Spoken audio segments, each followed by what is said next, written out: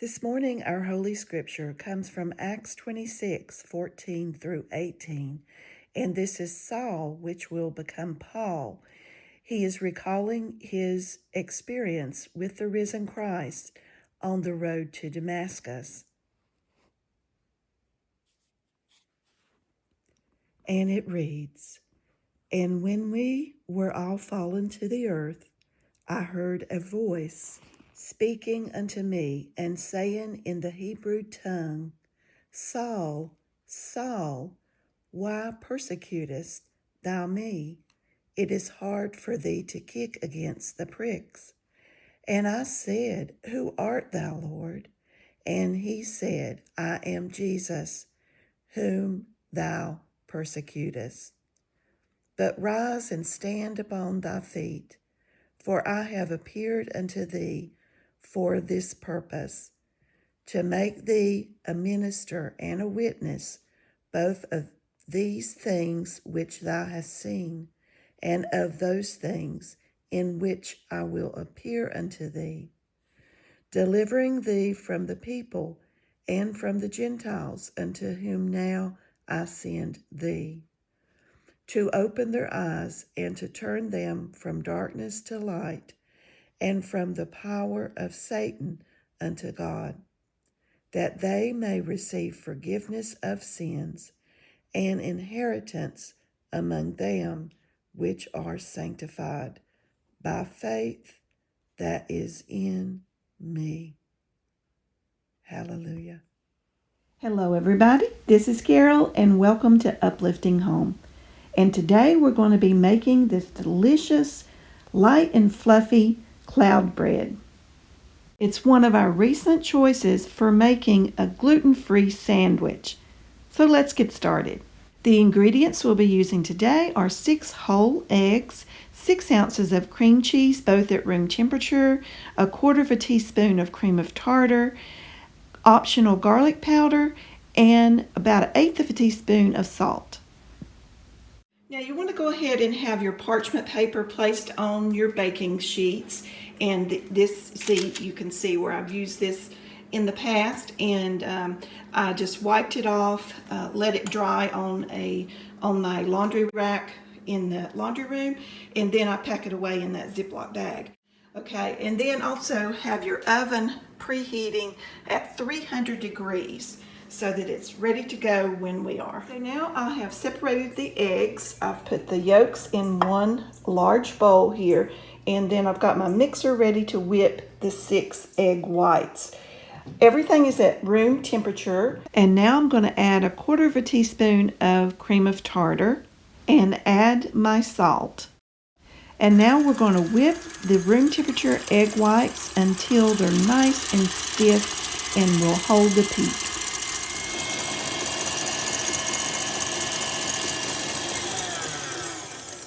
So that's only been like 2 or 3 minutes. Yeah. So they're stiff, you see? They hold their peak well. All right. So now we're going to set these aside, and we're going to mix the egg yolk mixture. Now I've got a spatula here, a rubber spatula, because we're going to use it on our next step. But on this step here, I like to use a fork.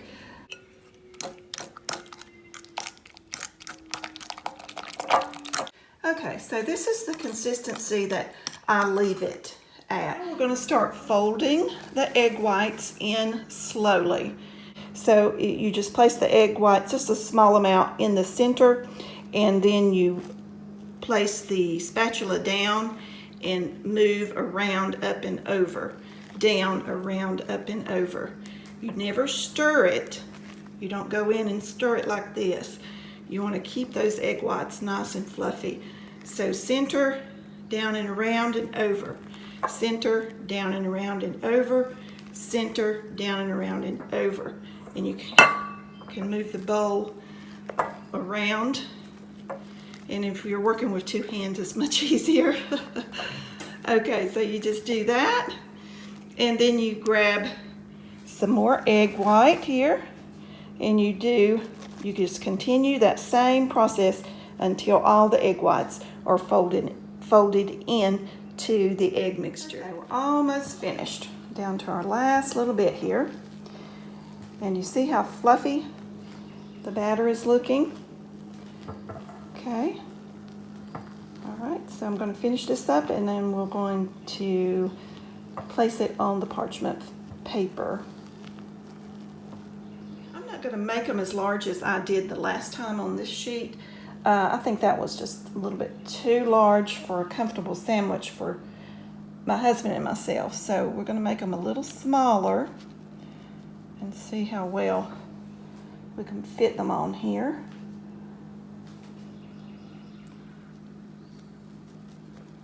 See how fluffy they are? Okay, so that's about the way I want them this time to try them. And see if this size is a little bit better for us. This is a little bit larger probably than the diameter of a hamburger bun, a large hamburger bun. But this is our first two pans ready to put into the oven. And on this second pan here, I'm going to sprinkle on a little bit of garlic powder. So you can have these savory, or you can have them, you know, just left plain so you can enjoy sweet things with it. If you had a little bit of fruit or something with one of these that had the garlic on it, wouldn't be very good. But the garlic ones go really well with like a zucchini noodle pasta, just like you're having an Italian meal. That's really good. And these can be your bread. And okay, so these will spread a little bit. And so do leave some space in between them, but they don't spread too much. And I tried to make them as round as I could, although none of them are perfect. And that's okay too. So now we're going to pop them in the oven. Oh, and we're going to bake them, I think it's around 25 minutes, but do check them about at 20-minute mark. And then, you know, if you need to go check them again at 25. And then if they're still not golden brown, wait till 30. I think mine was 30 the last couple of times. Here they are straight out of the oven, and they're golden brown. And I'm going to scoot the parchment paper and all onto a cooling rack so I can cool off the pans and get my next batch in the oven. Then after just a few minutes, let them cool down just a few minutes, I'm going to go ahead and remove them from the parchment paper and let them rest on the cooling racks. And these were in the oven at 300 degrees for 25 minutes. So that was the perfect time after all. Seems like the first time I made them and the second time I left them in 30 minutes, but they were larger. They were like this size. Do you see how large that circle is? So that could have something to do with them. If you make them larger, it may take a little, just maybe 5 minutes longer, but just keep a close eye on them. And then after only a minute or two, you could just peel them off. Now I've already lifted this one, so they're very light and fluffy. And then I just put them on the cooling rack. And now this one I haven't peeled off yet, so we're going to see they don't stick very much. Just don't do it quickly, and do it with two hands. And see, they peel off quite nicely. I'm over on the table here. I've running out of workspace. I'm prepping a lot of different things, so just very carefully. Now if I had two hands, I would just lift it up and take the paper one direction and the little bread the opposite direction. Okay, so look, we got a fresh tomato from our CSA box today. So we might have a tomato sandwich for lunch with this and my homemade mayonnaise. Okay, so here is the texture of it pulled apart, and I love that it's thin. Now, I'm sure you could make them a little thicker if you wanted them a little thicker, but I love that they're thin. And they're very sturdy little pieces of bread. Let's see, I wonder if I can break off a piece like that. I mean, they are, let's see if you can see, they're kind of flaky. I'm going to have a taste test here. They're very light. They're fantastic with a little soft cream cheese spread on the back side, and a little, now how did I eat that the other day? I put a little fruit, I can't remember now what kind, berries or something, and made it almost like a little pancake, with a layer of cream cheese first and then the berries on top. And I drizzled, I believe that day I drizzled a little bit of maple syrup on it, so a little honey or something. Oops, there goes my dryer. It's a busy day. But it makes a wonderful sandwich. So these are the perfect size to, if you made a hamburger, or if you made like your typical cold cut sandwich. If you made a veggie sandwich, that would be good. And so I was going to tell you the flavor. Let's see. You can it's definitely got a cream cheese tang to it. You know, the kind of the tangy taste of cream cheese or sour cream. You can taste that. The egg, you can't taste so much. It doesn't really taste like an egg bread or an egg, an omelet you would bite into, although it is only cream cheese and eggs. You can taste the egg, but it's not. It's not the strongest flavor. It's kind of a combination of a mild cream cheese flavor and an egg. But these are delicious, and we've enjoyed them now for a couple of weeks, and they make a great replacement for any kind of sandwich that you want to make. And they go well with your meal if you want some bread, like I said, with an Italian meal. These are the ones that have the garlic powder on them. That works great. It's a good replacement for garlic toast. And so this is the cloud bread. So it's kind of a bread replacement, or it is a bread replacement. Now here's how I store the cloud breads. I get a Ziploc bag and some wax paper, because the little breads will stick, especially the top surface. The bottom doesn't stick as badly. In fact, I don't think I've ever had a bottom to stick, but the top of the breads will stick to whatever they're touching. So if you try to stack them on top of one another, I don't know, I've never tried that. You may have a disaster if you do, simply because the top is gets a little bit tacky. Okay, so what I do, but if you do it this way, I've not had any problems with the stickiness if you do it this way. Another tip is with the stickiness is because it's mainly the top part of the bread that gets a little sticky.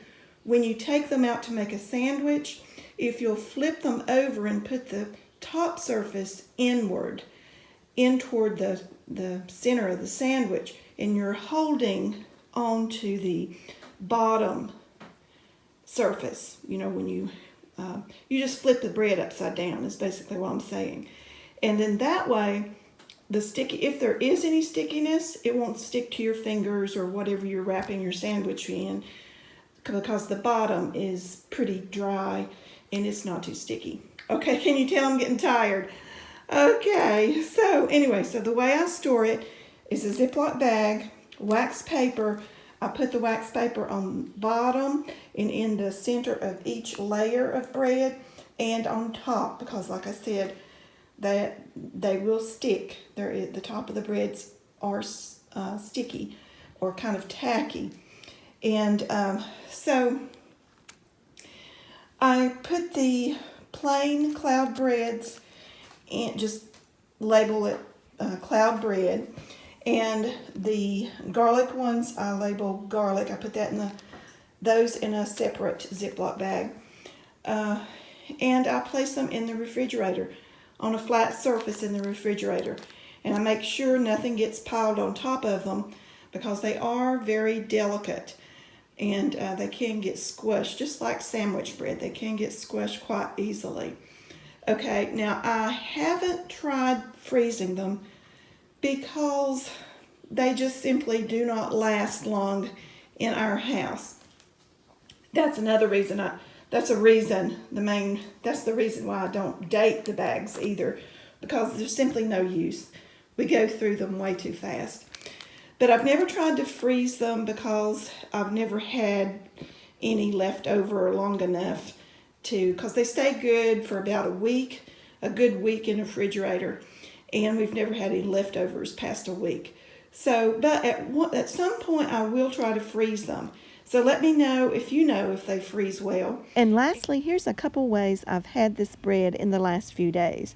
The first one up here is a sausage, lettuce, and mustard.